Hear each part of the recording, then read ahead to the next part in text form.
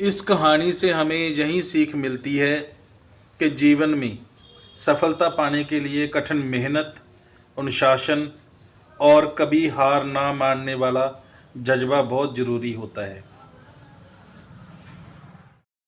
तो hello guys, कैसे हैं? आई होप सब बढ़िया होंगे। तो गाइस, आज की स्टोरी बहुत इंटरेस्टिंग होने वाली है। आज वो लड़का एक नई नई मंजिल की तरफ कदम उठा रहा था। तो चलो स्टोरी शुरू करते हैं। संघर्ष और सफलता की कहानी बहुत इंटरेस्टिंग स्टोरी है, ध्यान से सुनिएगा। एक छोटे से शहर में एक गरीब लड़का, जो लेकिन मेहनती लड़का था, वो रहता था। उसका एक ही सपना था कि वह स्कूल में यूनिफॉर्म पहनकर पढ़ाई करे और अपने माता पिता का नाम रोशन करे। वह 8वीं कक्षा में पढ़ता था। अब वो लड़का 8th क्लास में हो गया था और उसके शहर में सिर्फ एक ही प्राइवेट स्कूल था और जिसका नाम था नेचर वे सेकेंडरी स्कूल। बहुत बढ़िया स्कूल था वो। तो उसी स्कूल में वो लड़का पढ़ाई करता था।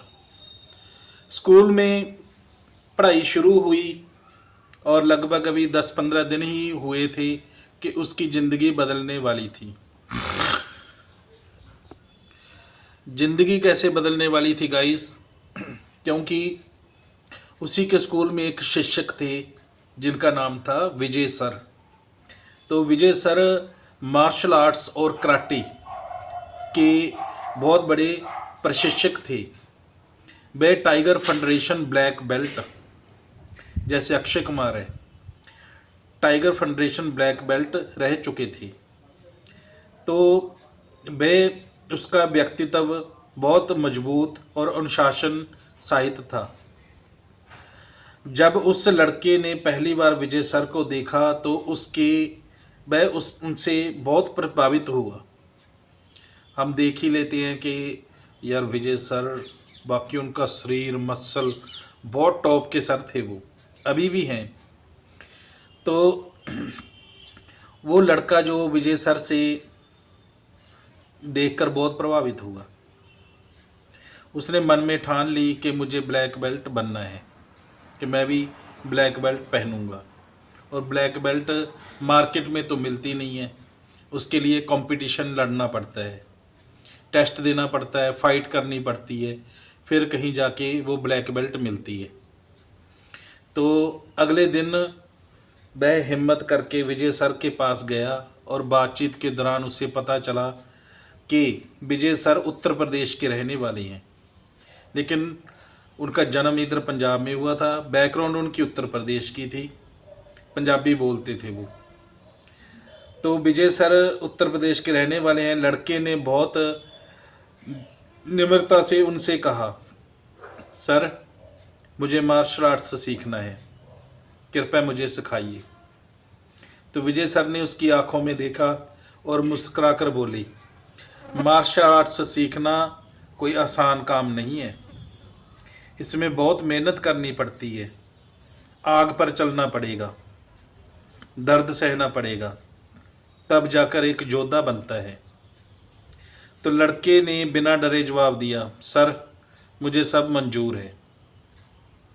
तो आप लड़के का कॉन्फिडेंस देखें, लड़के ने बिना सोचे समझे सब कुछ एक्सेप्ट कर लिया, बोला सर मुझे सब कुछ मंजूर है। तो बस उसी दिन उसकी ज़िंदगी बदल गई।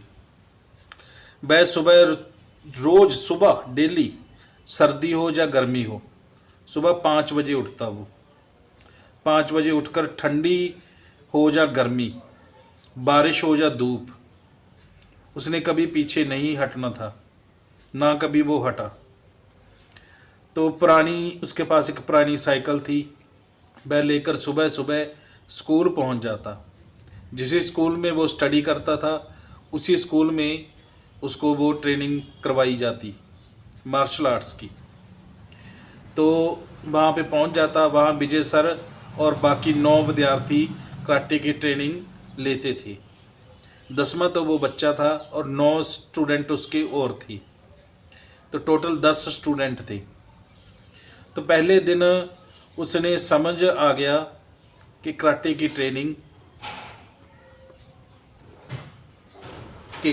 ट्रेनिंग कितनी कठिन होती है। उसे ऐसा लगने लगा पुलिस और आर्मी की ट्रेनिंग तो शायद इतनी कठिन नहीं होती होगी जितनी मेहनत यहाँ करनी पड़ रही थी। घंटों तक दौड़ना, पुशअप लगाना, किक और पंच परफेक्ट करना और शरीर को संतुलन बनाना, वह सब बहुत मुश्किल था। स्टिचिंग खोलना, स्टिचिंग आप जानते हो ना, स्टिचिंग कैसे खोलते हैं। जैसे ये हमारी टांगे हैं तो टांगों को दोनों को ऐसे फैला देती हैं, ऐसे, वो स्टिचिंग बोला जाता है, स्टिचिंग खोलना।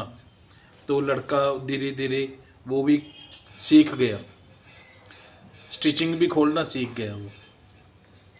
तो ये सब उसको पहले दिन तो बहुत मुश्किल लगा, लेकिन बाद में उसकी आदत बन गई।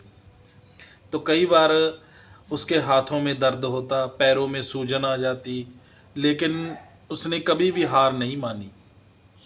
विजय सर हमेशा कहते थे, जो दर्द से लड़ना सीख जाता है वही असली विजेता कहलाता है।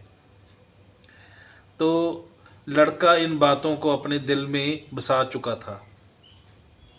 हर दिन सुबह 5 बजे से 6 बजे तक कराटे की ट्रेनिंग करता, फिर घर लौटता। घर लौटने के बाद नहाता और अपनी बहन के साथ 8 बजे फिर उसी स्कूल में तैयार होके चला जाता। पढ़ाई और कराटे दोनों को वह पूरी तरह मेहनत से करता था, क्योंकि उसने मन में कुछ चल रहा था, लेकिन क्या चल रहा था ये किसी को कुछ नहीं पता था। तो धीरे धीरे उसकी मेहनत रंग लाने लगी। अब वह पहले से ज़्यादा अनुशासन, आत्मविश्वासी हो गया था। उसकी किक और पंच शानदार हो गए थे कि स्कूल के बाकी बच्चे भी उसे देखकर प्रेरित होने लगे। कुछ महीनों बाद स्थिति ऐसी हो गई कि स्कूल के मॉर्निंग प्रेयर में वही लड़का पूरे स्कूल को स्टेज पर कराटे की प्रैक्टिस करवाने लगा। जब सुबह सुबह बच्चे लाइन में लगे होते थे तो मॉर्निंग प्रेयर होती थी, तो वही बच्चा उनको वो प्रेयर करवाता, कराटे करवाता। तो सैकड़ों बच्चे उसकी हर हरकत पर ध्यान से देखते और वैसा ही करने की कोशिश करते। अब वह लड़का पूरे स्कूल में प्रसिद्ध हो चुका था। शिक्षक उसका सम्मान करते और छात्र उसे अपना आदर्श मानने लगे थे। उसकी पहचान सिर्फ एक विद्यार्थी की नहीं रह गई थी, बल्कि मेहनत और अनुशासन योद्धा की बन गई थी। उसने सभी यह साबित कर दिया था कि अगर इंसान के अंदर सच्ची लगन, सच्ची मेहनत और सच्ची हिम्मत हो तो वह किसी को भी मुश्किल को पार कर सकता है। एक साधारण लड़का जिसने सिर्फ एक सपना देखा था और अपनी मेहनत और अपने गुरु के मार्गदर्शन से पूरे स्कूल का गर्व बन चुका था। तो उसकी जो विजय सर थे वो भी बहुत रिस्पेक्ट करते थे। तो ऐसे करते करते उसको 1 महीना हो गया था उस लड़के को, और लड़का जो था पुशअप लगाना, ट्रेनिंग करना, रनिंग सब में परफेक्ट हो चुका था। तो एक दिन विजय सर ने उसको बोला कि अब बच्चे बारी आ गई है कंपटीशन की। तो जब कंपटीशन का नाम लिया, बच्चे में थोड़ा सा दिमाग में तो आया कि यार मुश्किल है, लेकिन जब विजय सर ने उसको थापी दी ना, तो वो लड़का बोला कोई बात नहीं सर, देख लेंगे। तो विजय सर भी बहुत स्माइल हुए कि बच्चे ने हिम्मत नहीं छोड़ी। तो उसका कंपटीशन का दिन आ गया था। तो वो मैं आपको अगले नेक्स्ट एपिसोड में बताऊंगा कि कंपटीशन कैसे हुआ, कहाँ हुआ और कौन विजेता रहा। तो जानने के लिए अगला पार्ट हमारा ज़रूर देखिएगा। तो मैं हिंट तो छोड़ देता हूँ, लेकिन मेरी स्टोरी बहुत ज़बरदस्त होती है। तो नेक्स्ट पार्ट देखिएगा आप, उसमें बताएंगे आपको कि उस बच्चे ने कैसे कंपटीशन जीता या हारा, ये नेक्स्ट एपिसोड में। ओके गाइस, तो मिलते हैं नेक्स्ट एपिसोड में, तब तक के लिए बाय बाय, गुड डे।